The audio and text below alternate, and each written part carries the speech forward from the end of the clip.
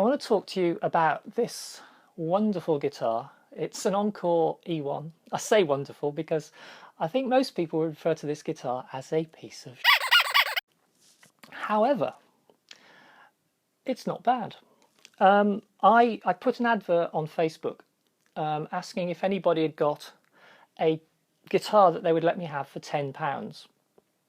The original idea is I wanted to create something sort of C6 Steve-like. I wanted to sort of destroy it, take all the finish off it, put 3 strings on it, maybe just 1 string, and use it for slide. So I put heavy strings on it, 1356, and discovered that it actually plays. It plays all right. I haven't got a slide with me here, but hey, trust me, it plays okay.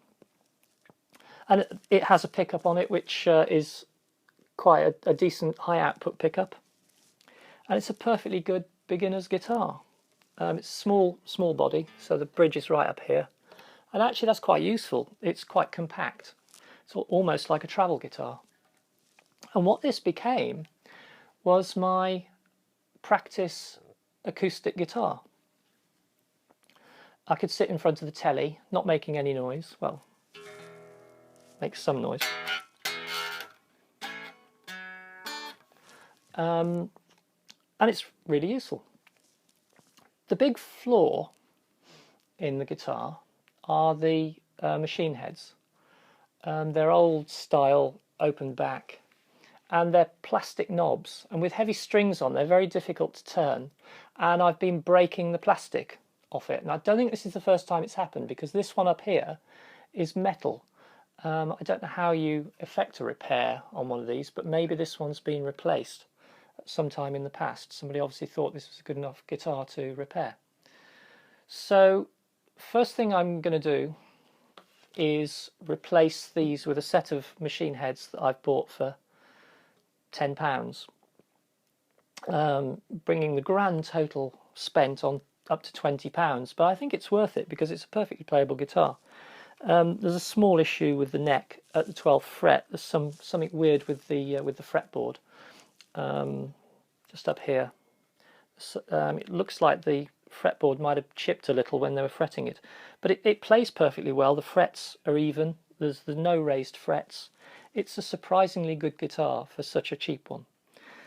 But I had an idea. I was playing a Yamaha silent guitar in a guitar shop, and all that really seemed to offer for £450 was a pickup system,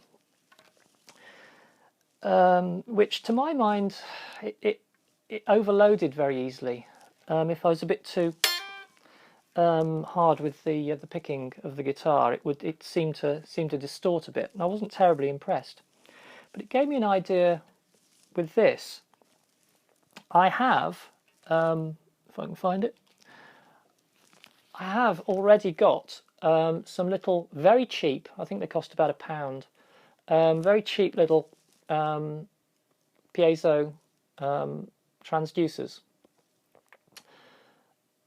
I think YouTube calls them piezo, but piezo.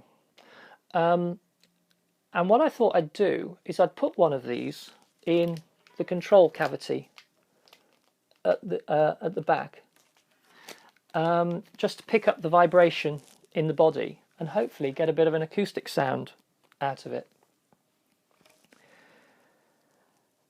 I'm also going to rewire the control knobs a little. Now, I don't know how many of you are aware, when you've got volume controls for each pickup, like on a Les Paul. In fact, let me show you a Les Paul. One Les Paul, 59 reissue.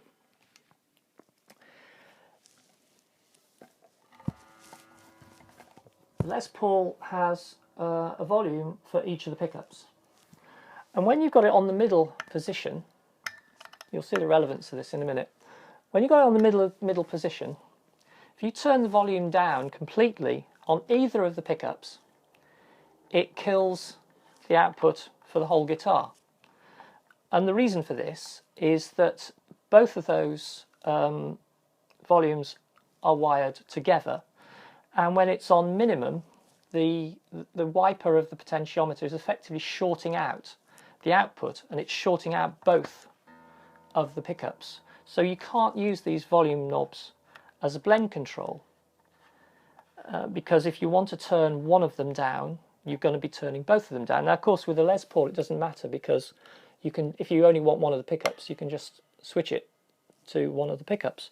Now, the reason I'm telling you this is because what I thought of doing with the Encore, I was going to rewire so that I've got a volume control for the piezo and a volume control for the humbucker. But that's not going to work if I've got the two wired together directly to the output, because as soon as I turn the piezo down, if I just want the humbucker, it will turn the volume of the whole guitar down, and similarly with the other one. Am I explaining this? Are you with me? So what I need is a switch. And I had this lying around from a previous project. But it's not like a Les Paul selector switch. It's a double throw, single pole double throw, but there is no center position. At least I don't think there is. Actually there is, but the problem is that the center position, that's interesting. I should have researched this before I started filming. I believe the way this works is the center position is actually off, that neither of the poles are, yes, it says on it on the packet, on, off, on action, which may be useful. But the point being is the center position isn't selecting both the pickups. So I think what I'm going to be doing is keeping the tone control and wiring both the piezo and the humbucker to the switch, which I'm going to be putting in between the two knobs, because there's not much room in the control cavity. And so I'll just be able to switch between them and then not worry about being able to blend them. But it would have been nice to wire the humbucker, leave the humbucker wired to the volume control, and have the tone control used, repurposed as a volume control for the piezo.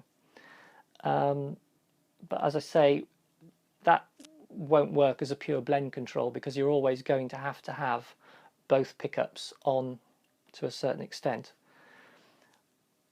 I don't think I'm explaining this very well, but we'll see. It's a little project for me. I'm going to change the machine heads first of all, and then I'm going to put the piezo pickup in and see how we go, and who knows how it's going to get wired.